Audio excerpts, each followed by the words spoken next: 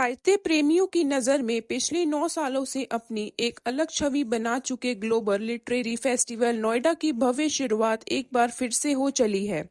नोएडा स्थित मारवा स्टूडियो में 3 दिवसीय चलने वाले 10वें ग्लोबल लिटरेरी फेस्टिवल नोएडा 2024 का शानदार तरीके से उत्साह के साथ पहले दिन के पहले सत्र का भव्य शुभारंभ किया गया, जिसमें कला और संस्कृति से प्यार, शांति और एकता के लिए आज साहित्य क्यों मायने रखता है, इस पर परिचर्चा की गई।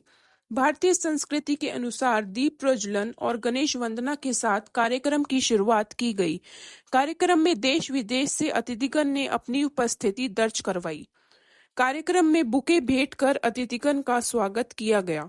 Doctor Sandeep Marwah, festival president and chancellor AAFT university of media and arts, ने सभी लोगों का शुक्रिया किया और कहा, साहित्य लिखना और उसको इतिहास बना देना, और ऐसा इतिहास जो अंत कला तक चलता रहे। अगर आपको पता करना है कि किसी काल में देश की स्थिति कैसी थी, तो आपको उस काल का साहित्य को पढ़ना चाहिए। जितना ज्यादा हो सके उतना लिखने पर जोर देने के लिए जागरूक किया। वहां मौजूदा अतिथिगण ने भी साहित्य पर अपने विचारों को साझा किया और स्टूडेंट्स को लिखने के लिए मोटिवेट किया। बहुत खूबसूरत माहौल बना हुआ है और हमें ये हर्ष इस बात का भी है कि हम आज एक 10वें एडिशन के ऊपर पहुंच गए हैं। लिटरेचर फेस्टिवल शुरू करने का एक बहुत बड़ा तात्पर्य यही था कि हम चाहते थे कि आज के इस मीडिया युग में, जहां पर टेलीविजन और मोबाइल ने बहुत सारा समय लोगों का ले लिया है, उसके अंतर्गत भी लोग पढ़ने की रुचि रखें। और हमने हर बार ये सोचा है और समझा है कि जो आप लिखते हैं वो इतिहास बनता है, जो इतिहास से जो है वो साहित्य बनता है और साहित्य से संस्कार बनते हैं। अगर हम चाहते हैं कि हमारे देश के अच्छे संस्कार बने रहें, लेगेसी जिसे कहा जाता है, वो चलती इसी तरीके से हमारे संस्कार बने रहें, तो हमें अच्छा बोलना, अच्छा लिखना और अच्छा पढ़ना है। और इन सारी चीजों को तवज्जो देने के लिए ग्लोबल फेस्टिवल ऑफ जर्नलिज्म की रचना रची गई थी और आज इस 10वें डिकेड, एक 10वें फेस्टिवल की जो खुशी है वो मैं यहाँ आप सबके सामने बयान कर रहा हूँ। Very much. This is a really very interesting and important event, and I'm very happy to be here because I am an ambassador, but also an author, and literature really matters for me as a writer. And literature is a part and very important part of cultural diplomacy, and this is a part of our profession.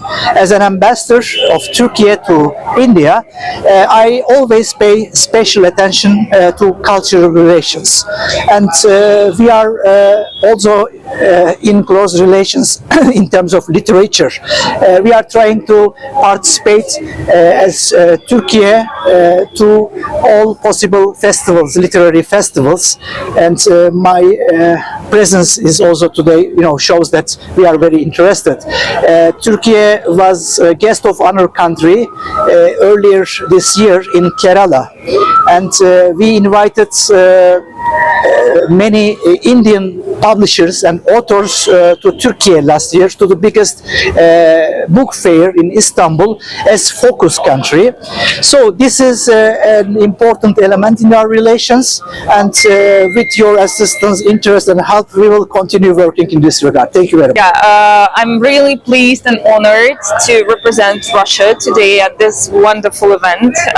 I believe that this literary forum is a great platform for cross-cultural dialogue, and I hope that all the discussions which will be here during these 3 days will be fruitful and wonderful. Thank you so much.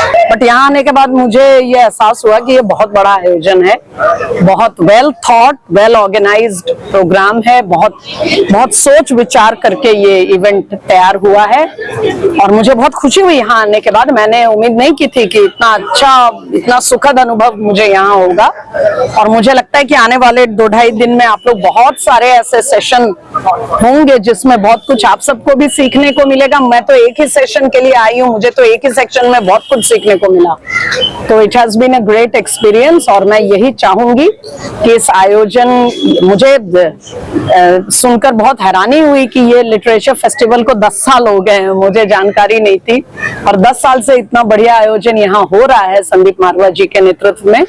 तो मैं चाहूंगी इस तरह के और भी आयोजन अलग अलग इंस्टीट्यूशंस में हो, और आप लोग इसका पूरा फायदा उठाइए, पूरा लाभ लीजिए जब तक ये कार्यक्रम है। Thank you.